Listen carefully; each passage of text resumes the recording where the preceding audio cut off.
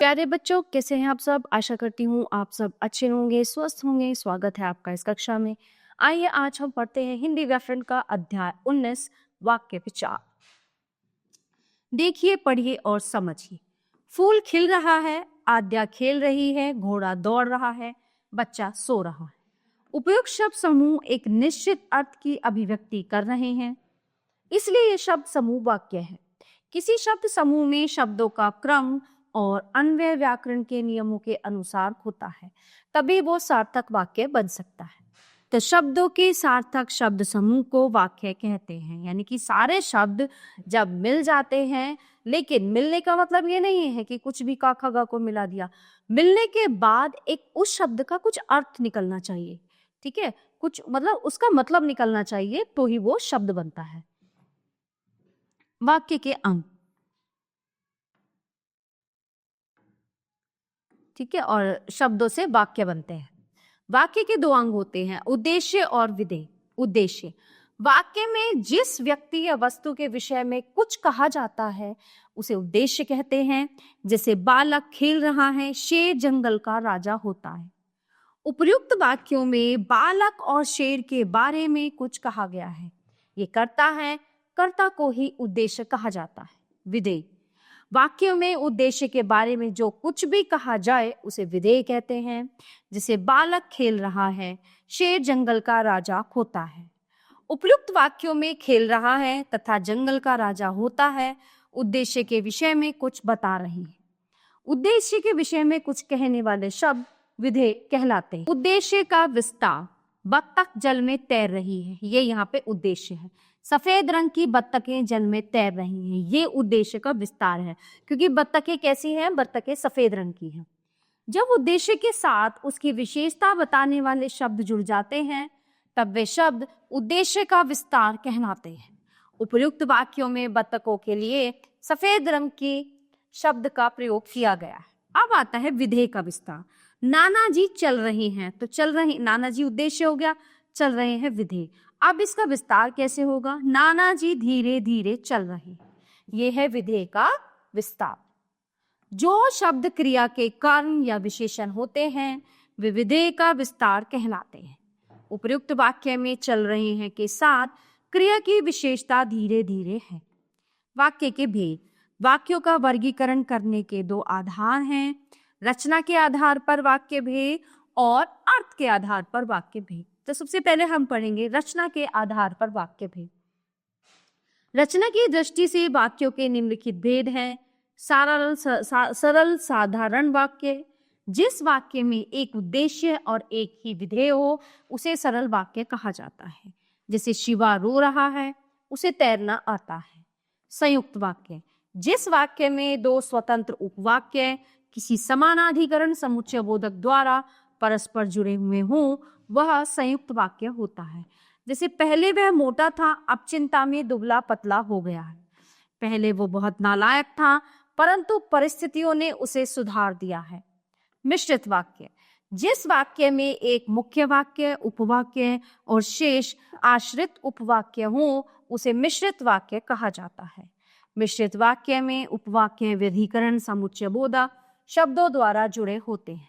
जैसे प्रधानाचार्य ने कहा कि कल छुट्टी रहेगी, करण ने कहा कि वह कल दिल्ली जाएगा। अर्थ के आधार पर वाक्य भेद, अर्थ के आधार पर वाक्य 8 प्रकार के होते हैं। विधानवाचक वाक्य, सबसे पहला, जिन वाक्यों में क्रिया के करने या होने का सामान्य कथन हो उन्हें विधानवाचक वाक्य कहते हैं। जैसे मैं घुड़सवारी सीख रही हूँ, हिंदी हमारी राजभाषा है। निषेधवाचक वाक्य, जिन वाक्यों से क्रिया के न करने या न होने का बोध हो उन्हें निषेधवाचक वाक्य कहते हैं। जैसे रानी को पढ़ना नहीं आता, वह दिल्ली नहीं गया। प्रश्नवाचक वाक्य, जिन वाक्यों से किसी कार्य अथवा विषय के संबंध में प्रश्न पूछने का बोध हो वे प्रश्नवाचक वाक्य कहलाते हैं। जैसे क्या आप मुझे जानते हो, मछली कहाँ रहती है। विस्मयादिबोधक वाक्य, जिन वाक्यों से प्रसन्नता, आश्चर्य, घृणा, शोक जैसे भावात्मक आवेगों का बोध हो उन्हें विस्मयादिबोधक वाक्य कहते हैं। जैसे आहा कैसा सुंदर दृश्य है, हाय मैं लुट गया। आज्ञावाचक वाक्य, जो वाक्य आज्ञा या अनुमति का बोध कराएं उन्हें आज्ञावाचक वाक्य कहते हैं। जैसे आप वहां जाइए, तुम पुस्तक लाओगे। इच्छावाचक वाक्य, जिन वाक्यों से कर्ता की कामना, इच्छा, आशा आदि का बोध हो वे इच्छावाचक वाक्य कहलाते हैं। जैसे ईश्वर तुम्हें चिरायु करे, तुम्हें जन्मदिन की शुभकामनाएं। संदेहवाचक वाक्य, जिन वाक्यों से कार्य के होने या करने में संदेह प्रकट होता हो वे संदेहवाचक वाक्य कहलाते हैं।